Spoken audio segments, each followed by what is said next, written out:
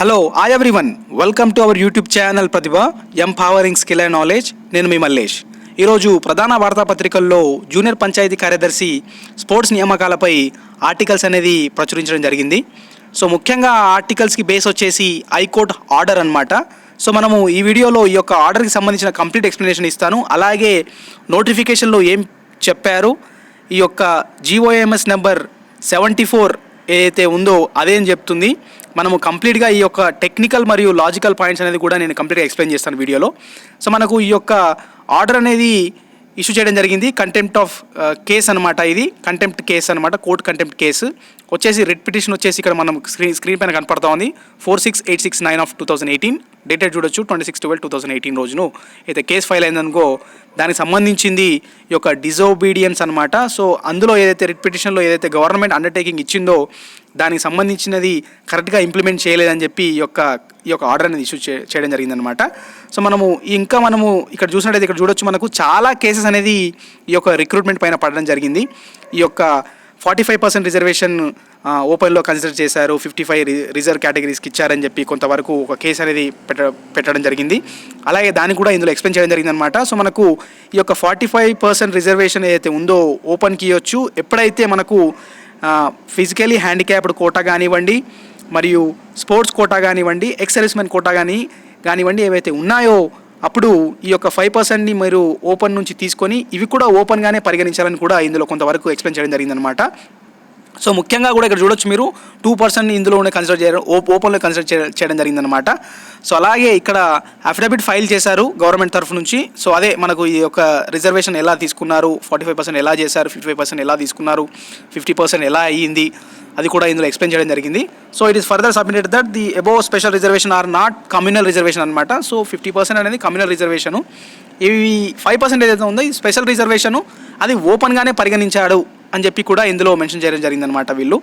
So this court has recorded statement, ఒక statement అనేది record చేయడం జరిగింది. 100 పాయింట్స్ రోస్టర్ పాయింట్స్ ఉంటాయి, అలాగే రూల్ 22 ప్రకారంగానే చేయడం జరుగుతుంది అని కూడా మెన్షన్ చేయడం జరిగిందనమాట. జీఓఎంఎస్ నెంబర్ 74 ప్రకారంగానే చేస్తాము. 2% రిజర్వేషన్ మనకు 107 ఉంది, అలాగే 74 జీవోస్ ఉన్నాయో దాని ప్రకారంగా చేయడం జరుగుతుందని కూడా చెప్పడం జరిగింది.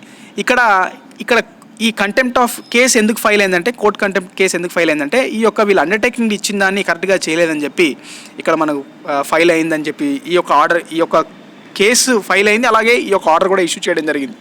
సో ఇక్కడ చూడొచ్చు మీరు, it is not in the dispute that ఒక మెమో ఇష్యూ చేయడం జరిగిందనమాట. వీళ్ళు ఫస్ట్ రెస్పాండెంట్ అయితే పంచాయతీ డిపార్ట్మెంట్ ఉందో ఆ యొక్క మెమో అనేది ఇష్యూ చేయడం జరిగింది. డేటా చూడొచ్చు 21/1/2019 రోజు ఈ యొక్క మెమో అనేది చేయడం జరిగింది.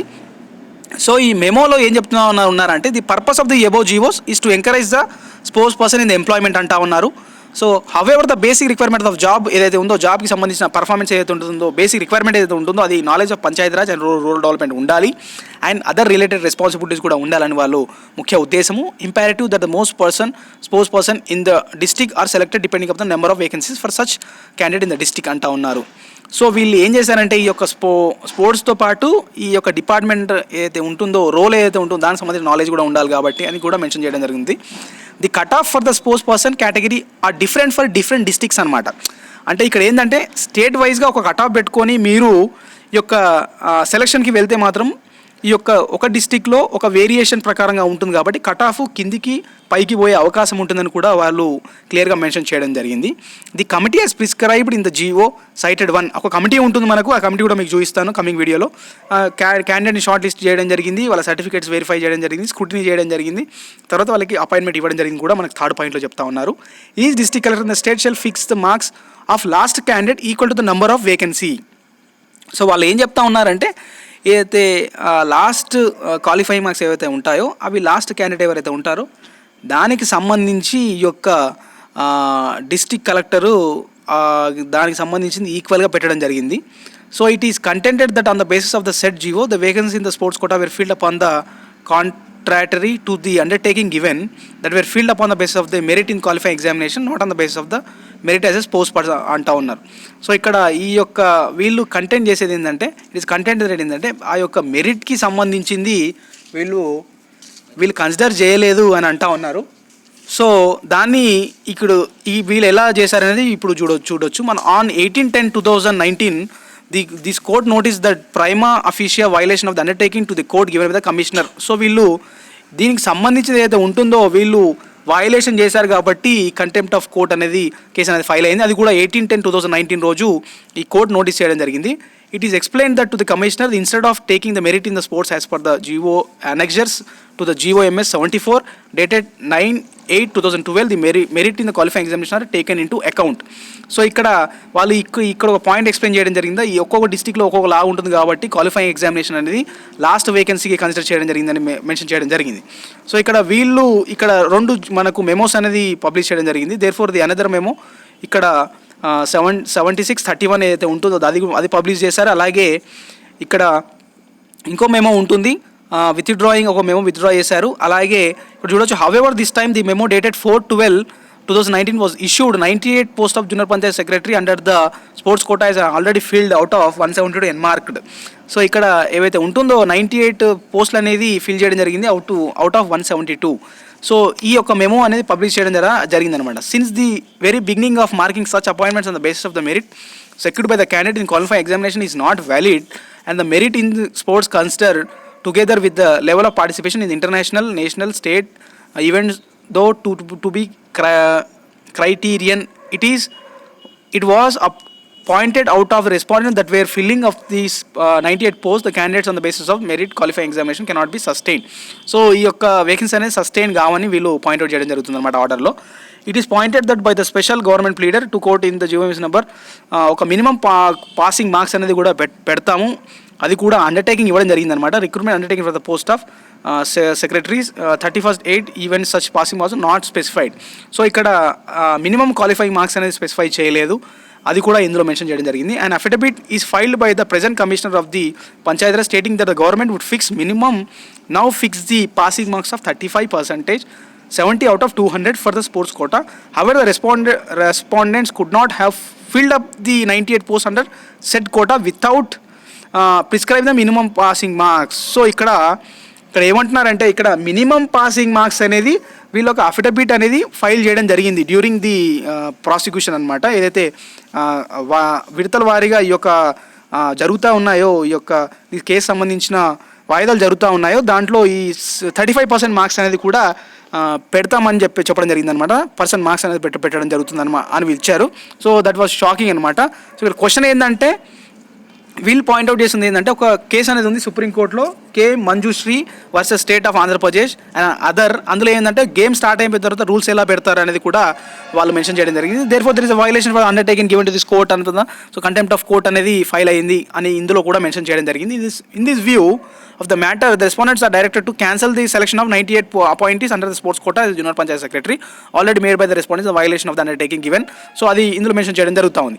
సో మనము ఇక్కడ కింద చూద్దాము. స్ట్రిక్ట్లీ వీళ్ళు ఏమంటున్నారంటే మినిమం ఇక్కడ Panchayat secretaries already made by the respondent the violation of the undertaking given ఇక్కడ మెన్షన్ చేశారు. అలాగే 35% అనేది పెట్టాలి in written examination and proceed to make appointment strictly on the basis of the merit of the candidates in the sports concern as per the annexures to GOMS number 74 dated 9/8/2012. So contempt of case is disposed as above and no cost. So ఇక్కడ ఏమంటున్నారంటే వీళ్ళు ఇక్కడ చూడొచ్చు ఏవైతే పోస్టులు ఉన్నాయో invite application from eligible persons అంటూ ఉన్నారు.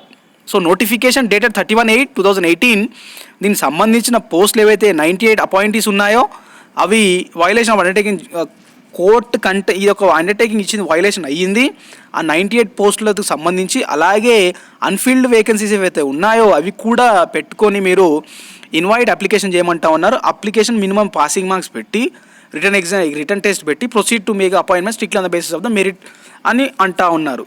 సో అట్లాగే ఈ కంటెంప్ట్ కేసు కూడా డిస్పోజ్ చేయడం జరిగింది. సో ఒక ఆర్డర్ ఇష్యూ చేయడం జరిగింది, అలాగే ఆ కేసును కూడా డిస్పోజ్ చేయడం జరిగింది. ఇక్కడ మనం లాజికల్గా ఒక పాయింట్ గమనించినట్టయితే ఇక్కడ కూడా వీళ్ళు ఏం మెన్షన్ చేస్తూ ఉన్నారంటే ఇప్పుడు ఈ యొక్క రిక్రూట్మెంట్ స్టార్ట్ అయ్యి ఒక 8 months కంప్లీట్ అయింది, అపాయింట్మెంట్స్ అయ్యాయి.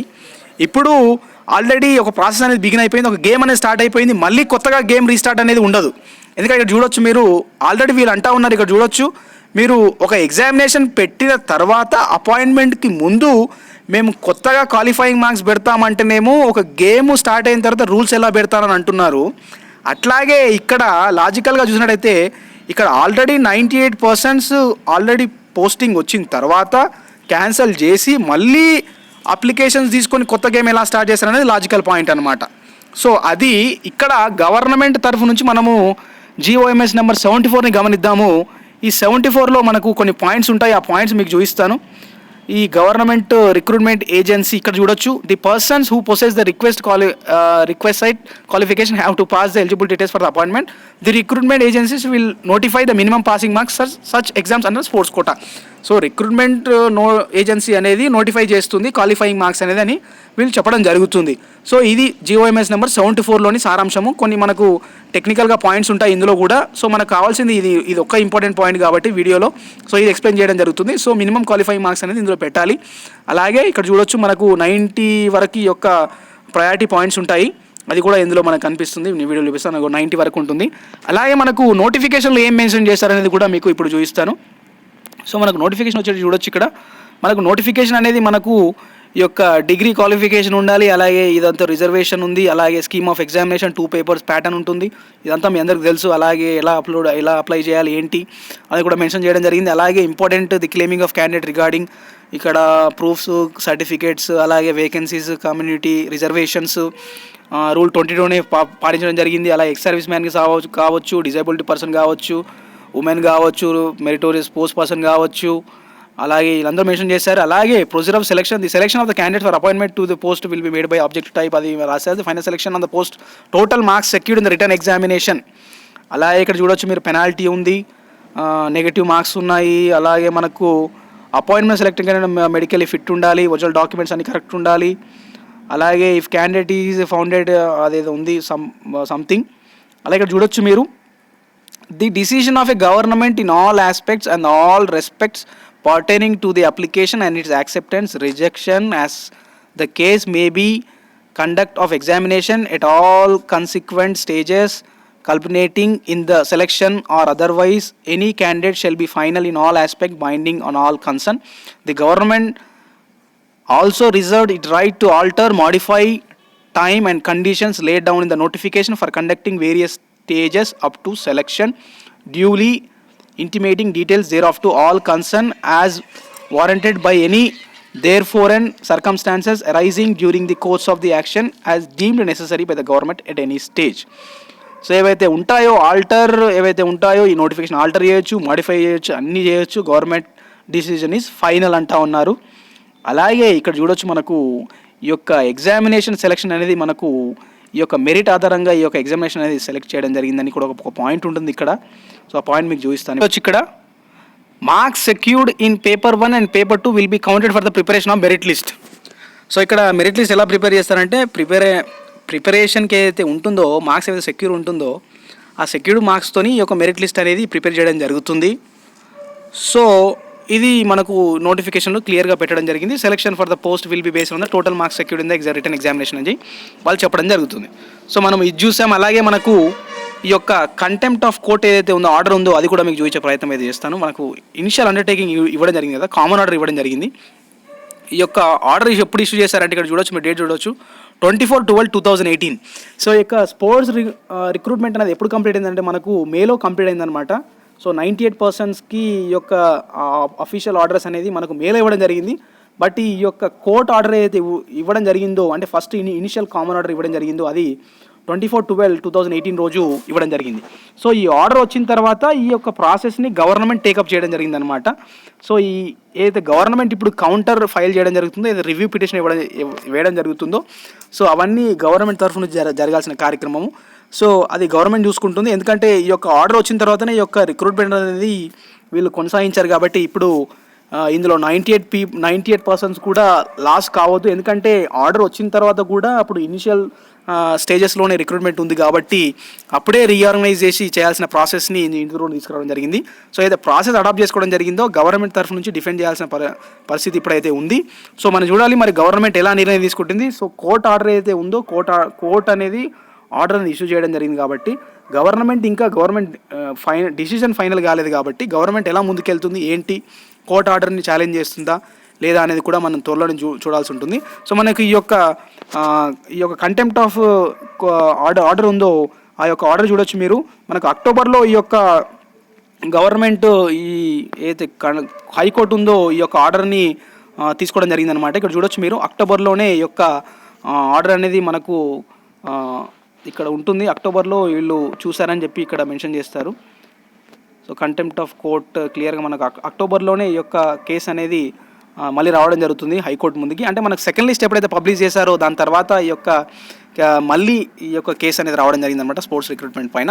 మరి చూడాలి మరి గవర్నమెంట్ ఎలా చేస్తుంది ఏంటనేది. సో లాజికల్గా అయితే మనము ఈ 98% రిక్రూట్మెంట్ అనేది యొక్క గవర్నమెంట్ చూసుకుంటుంది. అలాగే మనకు చాలా కేసెస్ దీనిపైన ఉండే, ట్రైబల్ కేసెస్ కానివ్వండి, రిజర్వేషన్ కేసెస్ కానివ్వండి, క్వశ్చన్కి సంబంధించిన కేసెస్ కానివ్వండి, ఇంకా 1 year అవుతున్నా కూడా ఈ జూనియర్ పంచాయత్ సెక్రటరీ రిక్రూట్మెంట్ పైన ఇంకా వివిధ కేసులు అనేది కొనసాగుతూ ఉన్నాయి. కాబట్టి సో గవర్నమెంట్ దీన్ని ఎలా డిఫెండ్ చేస్తుంది అనేది కూడా మనం త్వరలోనే మీకు అప్డేట్ ఇచ్చే ప్రయత్నం అయితే చేస్తాను. సో మొత్తం ఇది ఈ వీడియో మీకు నచ్చిందని అనుకుంటా ఉన్నాను. ఈ వీడియోని లైక్ చేయండి, అభ్యర్థులను షేర్ చేయండి. చాలామంది నాకు ఫోన్ చేశారు వివిధ డిస్ట్రిక్ట్స్ నుంచి, వాళ్ళందరికీ షేర్ చేయండి. ఇట్లాంటి వీడియోస్ కోసము ప్రతిభ యూట్యూబ్ ఛానల్ సబ్స్క్రైబ్ చేయండి. ఇంకా ఏమైనా డౌట్ ఉంటే కింద కామెంట్ బాక్స్లో కామెంట్ చేయండి. Thank you for watching. Signing off. నేను మీ మల్లేష్.